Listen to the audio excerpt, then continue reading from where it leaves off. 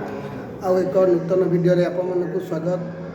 आपण माने जानिथिबे जो राशनर ई-केवाईसी चलीथिला ताहा वर्तमान शेष अवस्था रे आउ मात्र 4 दिन आज को मिसई 4 दिन रहिला ता शेष हो जिवो। जो माने केवाईसी करि देइचंती भलो, जो माने राशन रे ना अछि केवाईसी करि नांती कोनोसी कारणरू आपण माने यथाशीघ्र केवाईसी करै दियंतु।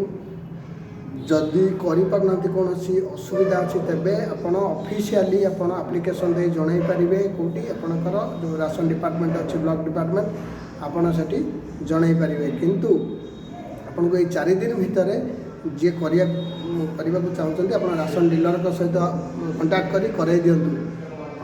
वर्तमान सुधा भी 40 लाख लोक करि नांती केवाईसी, तेणुक 40 लाख भितर हे तो किसी लोक थी पारती न थी पारती डेथ थे कि चाहू थे जॉब फब हो कि माने राशनर जो गाइडलाइन अच्छी ताठू से गाइडलाइन भितर नथिबे सेमिति भी लोक थी पारती।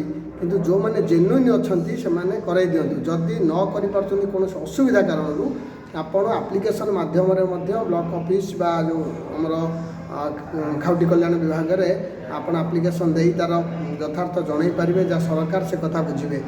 किंतु जदि आपण मैंने करें तेज डीलर सहित आप राशन डीलर सहित आलोचना करी जोगाजोग करी आपण यथाशीघ्र कर दिंतु। कारण 4 दिन यही 4 दिन भितर आपण करने को पड़ो। तापर डेट बढ़ो न बढ़ो अलग कथा। जदि डेट न बढ़े तेज आपणकर राशन कार्ड आपण नाटा कटिज। यही इनफॉरमेशन वीडियो पाइबापी ए चैनल टी को सब्सक्राइब करूँ, शेयर करूँ। धन्यवाद।